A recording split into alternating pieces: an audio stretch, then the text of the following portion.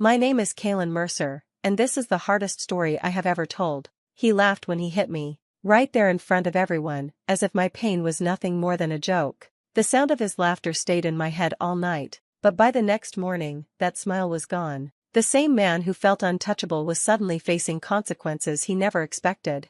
The man who hit me was my own brother-in-law, Torren Voss.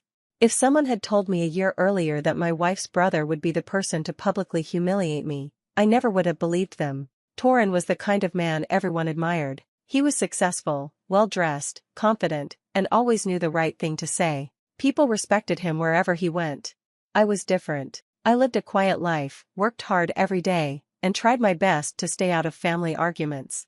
I believed that if I treated people with kindness and respect, they would eventually do the same for me. I was wrong. Whenever Torren was around, I felt like I had to be careful with every word. He always found a way to make me look foolish without anyone noticing what he was doing. If I spoke, he laughed. If I stayed quiet, he called me weak. No matter what I did, I somehow became the problem. The hardest part was that everyone believed him. His parents trusted him completely, and most of the family followed his opinion without asking questions.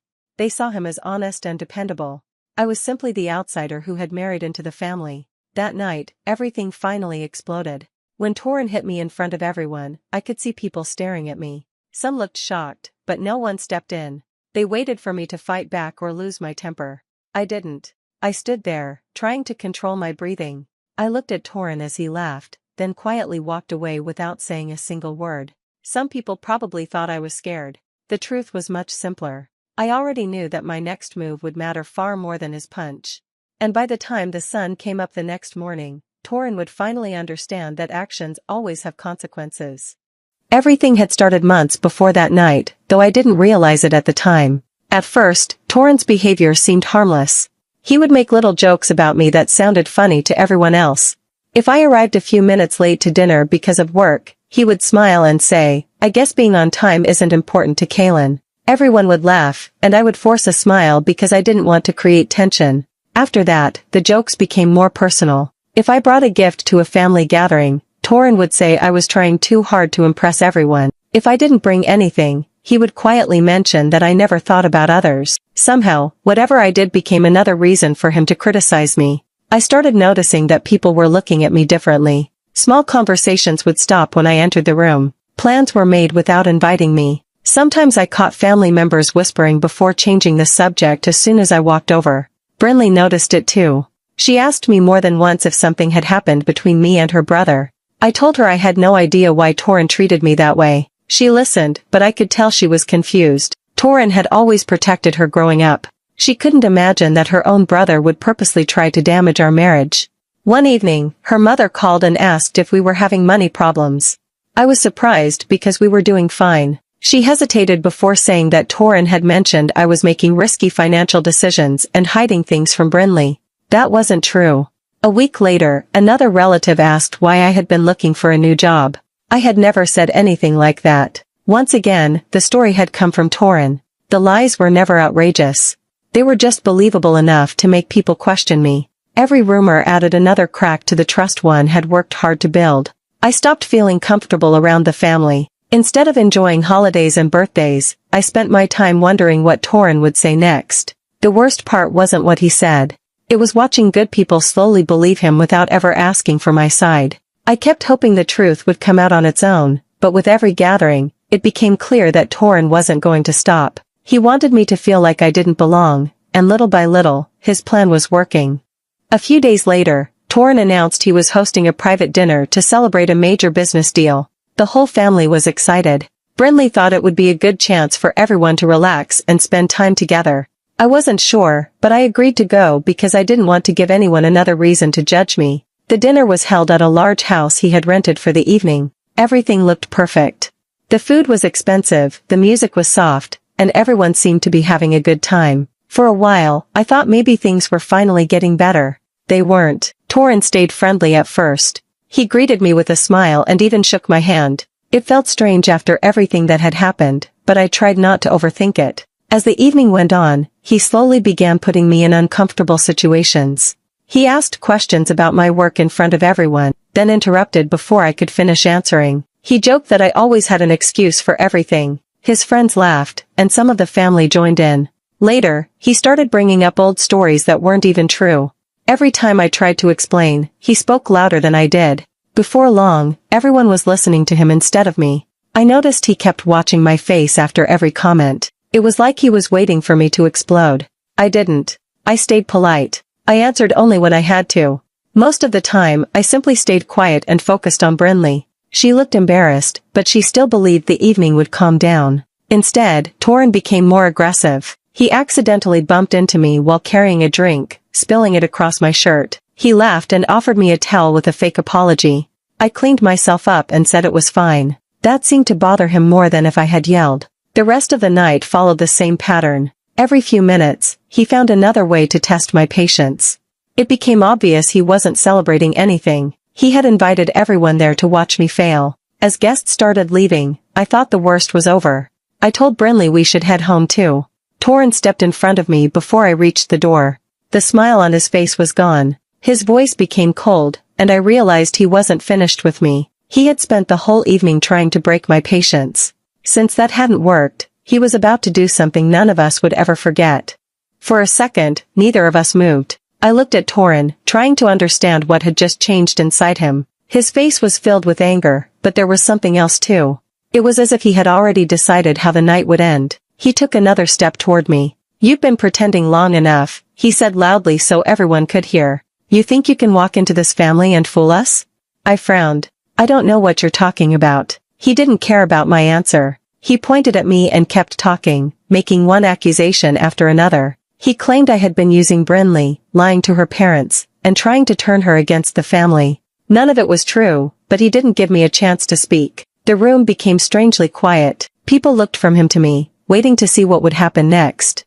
I took a slow breath and said, "I'm leaving." That should have been the end of it. As I turned toward the door, I felt a hard shove from behind. I stumbled forward and barely caught myself before falling. When I turned back, Torrin was already walking toward me again. Before I could react, his hand struck the side of my face. The sound echoed through the room. My glasses flew off and landed several feet away. My cheek burned, and my ears rang. For a moment, everything around me felt distant. Then I heard it. Torrin started laughing. It wasn't nervous laughter. It wasn't forced. He honestly thought what he had done was funny. A few people looked uncomfortable, but nobody came between us. Some stood frozen. Others lowered their eyes.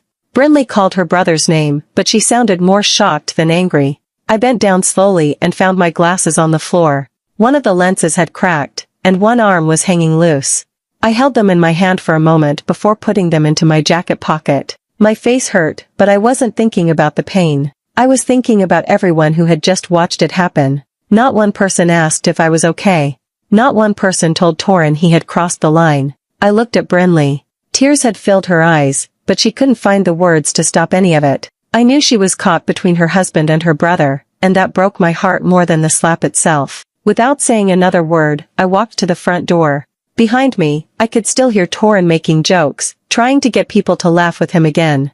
A few forced smiles answered him, but the room no longer felt comfortable. Something had changed, even if they didn't admit it yet. Outside, the cool night air hit my face. I sat in my car for several minutes without starting the engine. My hands were shaking, not because I wanted revenge, but because I finally understood something. This had never been about one argument. Torrin believed he could humiliate me in front of everyone and never face a single consequence. He had no idea that the choice he made inside that house had already started a chain of events he would never be able to stop. I drove away without knowing where I was going. I just needed to get away from that house. My phone stayed silent for almost 20 minutes. Then it rang. The number wasn't saved in my contacts. I answered anyway. A calm voice said, "Kaylin, this is Nolan Greer. We haven't met, but I work security for the property where the dinner was held." I stayed quiet, unsure why he was calling. "I saw what happened," he continued. "Not from the living room. From the security office." My grip tightened on the steering wheel. Nolan explained that the house had cameras covering the entrance, hallway, dining area, and the space near the front door. He had been monitoring the system during the event because the property owner required someone to watch the cameras whenever guests were present. He told me something I didn't expect. The cameras didn't just catch the slap, he said. They recorded everything that led up to it. He had watched Torrin follow me around all evening. Every comment, every fake smile, every time he blocked my path or tried to provoke me was clearly visible. The recordings also showed that I never threatened him or touched him first. For the first time that night, I felt like someone had actually seen the truth. Nolan wasn't taking sides. He simply believed what happened was wrong, and he didn't want the recordings to disappear before the property owner erased them during routine storage. He told me to act quickly. I thanked him and ended the call. I didn't drive back to confront Torin. I didn't call him or send angry messages.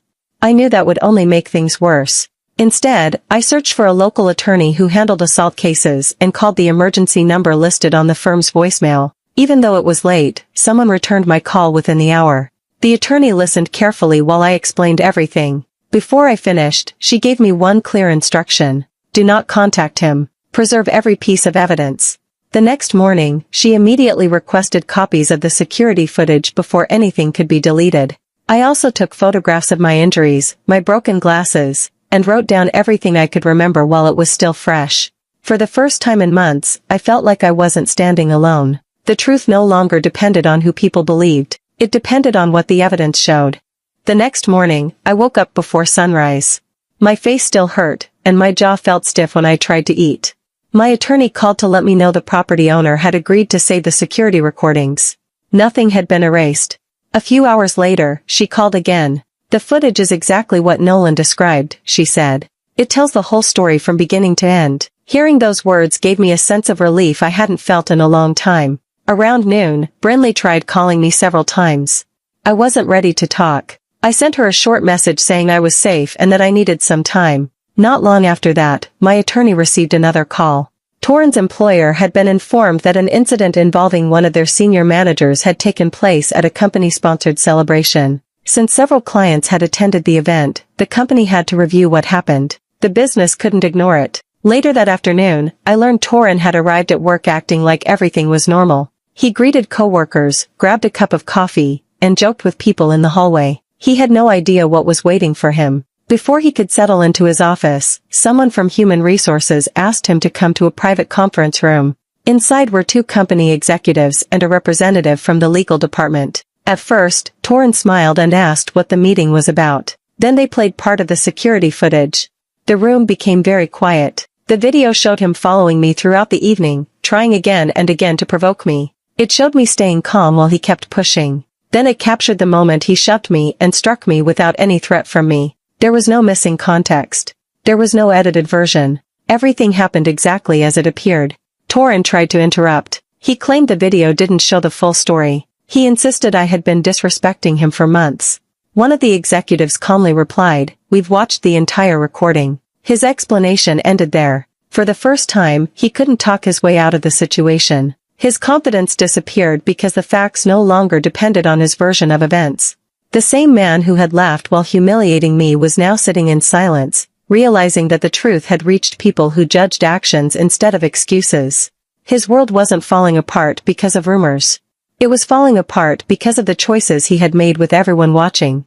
2 days after the incident, my attorney told me there was nothing more I needed to do for the moment. The evidence had been secured, and the legal process was moving forward.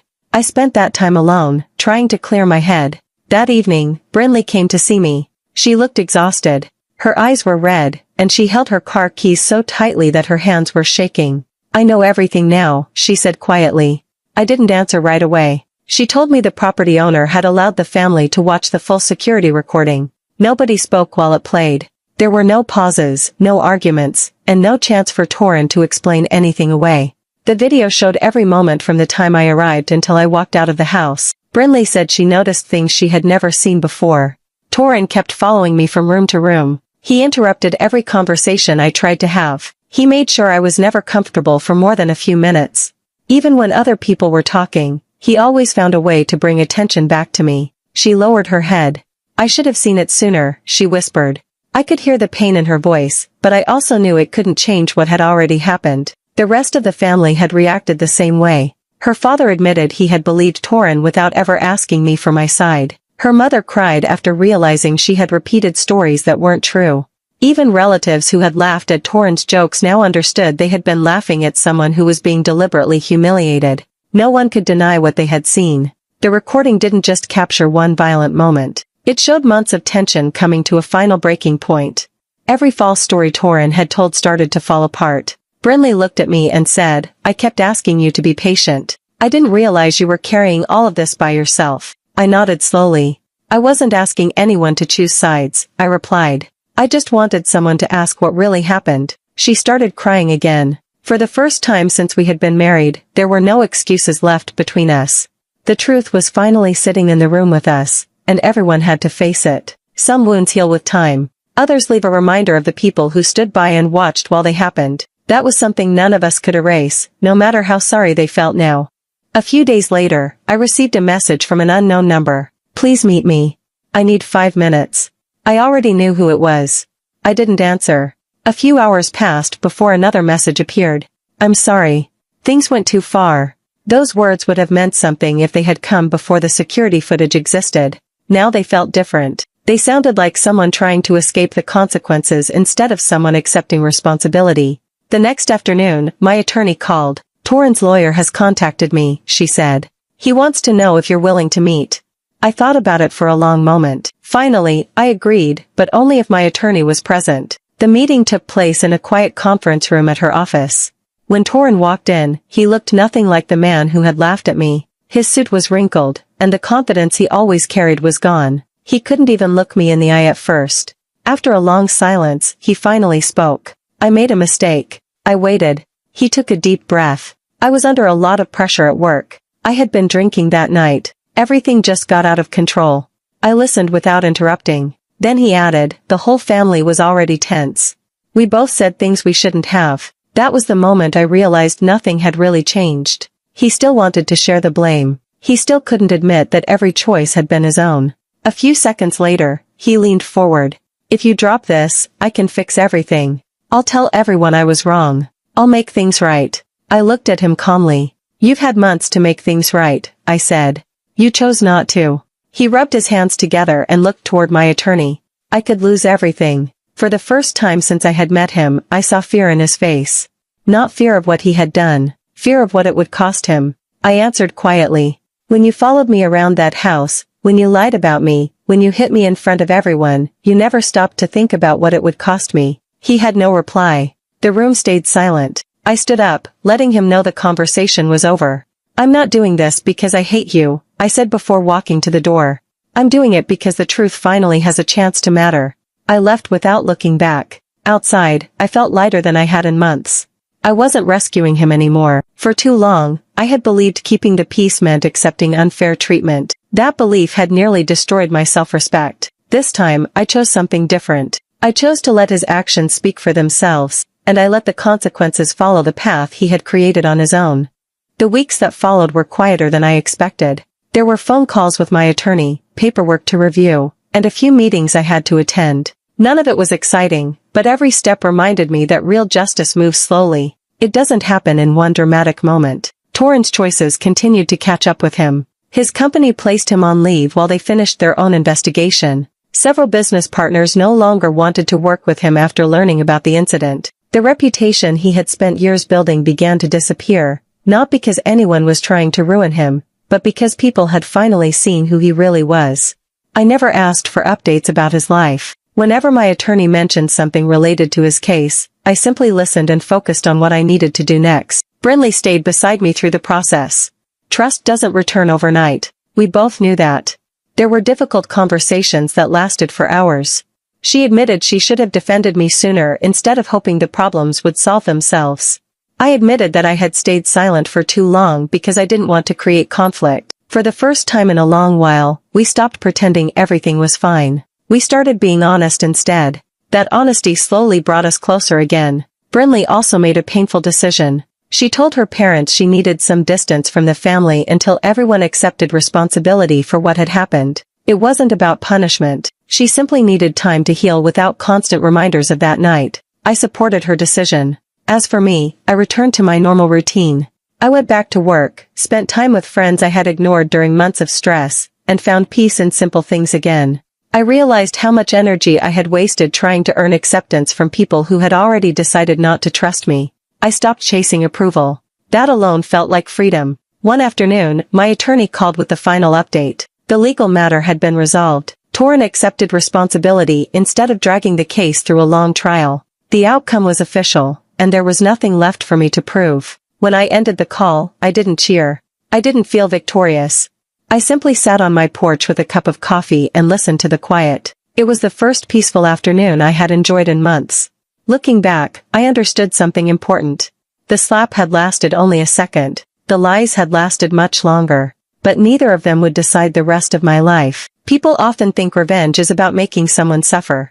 I learned it isn't. The greatest victory was waking up each morning without fear, without shame, and without carrying the weight of someone else's cruelty.